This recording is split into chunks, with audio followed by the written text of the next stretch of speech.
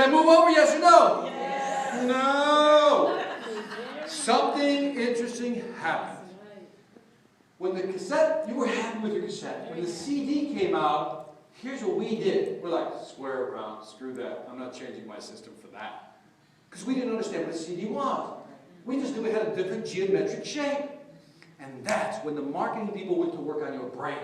Here's what they said. Now, they couldn't convince you that moving from an audio cassette to a CD will have better performance, 50 dB roll-off, different specifications, frequency rates. You're like, shut up. Because the brain doesn't want to work, right? The brain is lazy. It doesn't want to work. So what did they do? They go, you know what? Screw that.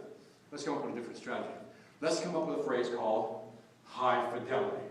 Yes, marketing people made that up. Because you didn't know what high fidelity was. I didn't know what high fidelity was. They made high fidelity up. And when they made high fidelity up, we're like, what was that? Then they explained it to you. Here's how they explained it to you. Because what part of the brain are they trying to attack? They're going straight for what? That. So now they can try to give you what? All the details, but that would be the logical side. They don't want to appeal to you emotionally, like you really should go through a route because it's more rounder, it's peas, man. No, that doesn't work. So they went for the what? Survival, right? So here's what they said. High fidelity, like, what was that? Marketing people. What I'd like you to do is to go back home. I want you to pop that cassette into that tape player. And what you're going to hear in the background is, said, you will not get that with a CD. That's high fidelity. And you're like, say what?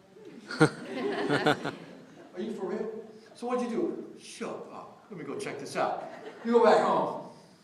Pop the cassette in. Close it up. And what do you hear in the background? Say, oh! Where did that come from? You're like, man, it was never there. But it was there. You just never what? Heard it. Until somebody pointed it out. Because as soon as we pointed it out, you're like, oh, and you noticed it, and once you become irritated with it, and you moved over to the what? The CD. But isn't that what we do? When we're advisors, counselors, we're talking to people, whether we're parents, we got to what? Point things out so people can see what's wrong. And it's funny because we went over to the what? The CD, then we went over to the what? MP3. How did they get us to go over? How did they make us constructively discontent with our CDs to make us go over to the MP3s? What did they say? What did they do with our brain? What did they tell us? Put this in your pocket. Put this in your pocket and? You got more songs. More songs. Mine got 2,000. That's exactly what I needed. 2,000 songs. Well, that's barely enough. Right? And then you don't have to have all these what? CDs at home, and you won't be judged. Because if you're one of those people that has their CDs in the visor, you ever heard people just look at your CDs and get all judgmental? Really?